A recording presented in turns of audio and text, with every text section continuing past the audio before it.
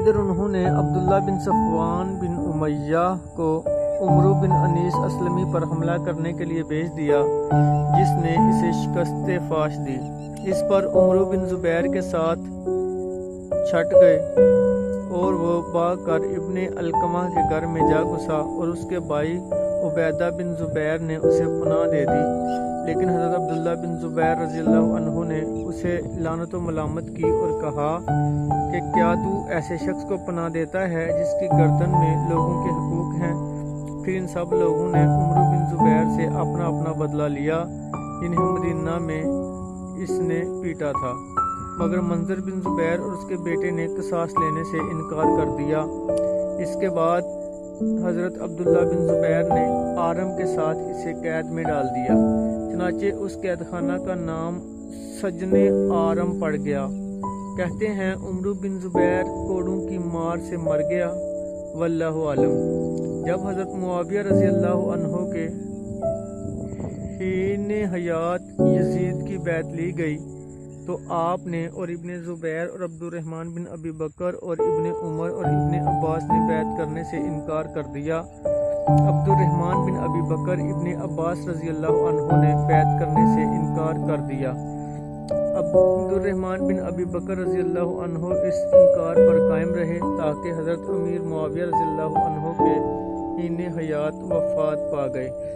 اس کے بعد جب 60 ہجری میں حضرت امیر معاویہ نے وفات پائی اور یزید کی بیعت ہوئی تو ابن عمر رضی اللہ عنہ اور ابن عباس رضی اللہ عنہ نے تو بیعت کر لی، لیکن امام حسین رضی اللہ عنہ اور حضرت عبداللہ ابن زبیر رضی اللہ عنہ پر دستور مخالفت پر مضبوطی سے قائم رہے اور مدینہ کی سکونت ترک کر کے مکہ میں قیام فرما لیا۔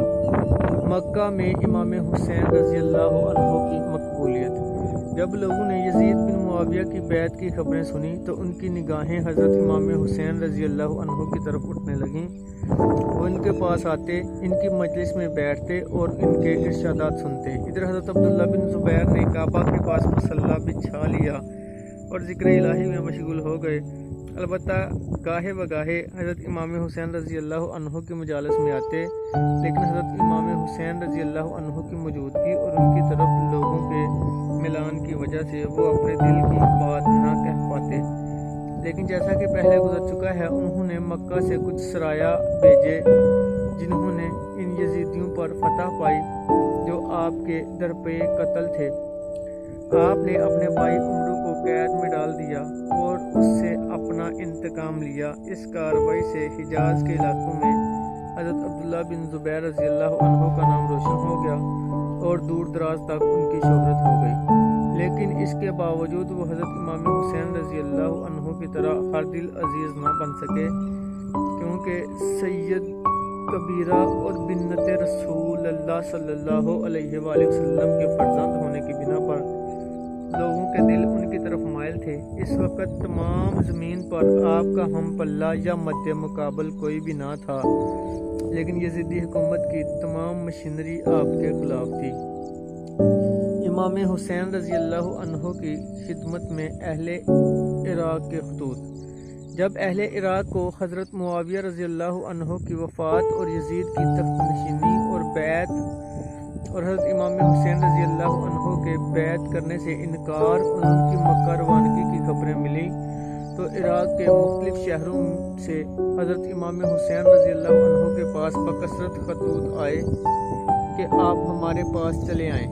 سب سے پہلے عبداللہ بن صب حمدانی اور عبداللہ بن وال آپ کے پاس ایک خط لائے جس میں آپ کی طرف سلام تھا اور معاویہ رضی اللہ عنہ کے انتقال کی تہنیت تھی۔ یہ دونوں قاصد حضرت امام حسین رضی اللہ عنہ کے پاس اسی سال 60 ہجری میں رمضان شریف کی 10 تاریخ کو پہنچے۔ اس کے بعد اہل عراق نے قیس بن مسہر صدائی، عبد الرحمن بن عبداللہ القوال ارجی اور عمار بن عبداللہ سلولی وغیرہ چند دوسرے افراد کو حضرت امام حسین رضی اللہ عنہ کے نام تقریباً 150 خطوط دے کر بھیجا۔ پھر انہوں نے حانی بن صبیح اور عبداللہ حنفی کو ایک خط دے کر بھیجا جس میں انہوں نے تاکیداً لکھا کہ آپ فوراً ہمارے پاس چلے آئیں۔ شیس بن ربی، حجاز بن الجراح، یزید بن حارث بن رویم، عمرو بن حجاج زبیدی اور محمد بن یحیی میں آپ کو لکھا کہ اما بعد پھل پک چکے ہیں، باغ سرسبز و شاداب ہیں اور پیمانے لبریز ہیں، پس آپ جب چاہیں ایک مستعد اور تیار لشکر کے پاس آ جائیں۔ والسلام۔ یہ تمام قاصد اپنے اپنے مکتوبات کے ساتھ حضرت امام حسین رضی اللہ عنہ کے پاس جمع ہو گئے اور انہیں اہل عراق کے پاس جانے پر آمادہ کرنے اور اکسانے لگے تاکہ وہ یزید بن معاویہ کے بجائے آپ کی بیعت کریں۔ وہ اپنے خطوں کے حوالے سے آپ کو یقین دلاتے رہے کہ ہم معاویہ سے بیزار تھے اور اس کی موت پر خوش ہیں۔ وہ حضرت امیر معاویہ رضی اللہ عنہ کی حکومت پر نکتہ چینی کرنے لگے اور آپ سے کہا کہ اہل عراق نے اب تک کسی کی بیعت نہیں کی، وہ آپ کی تشریف آوری کے منتظر ہیں تاکہ یزید بن معاویہ کی بجائے آپ کی بیعت کریں۔ حضرت مسلم بن عقیل کی عراق روانگی۔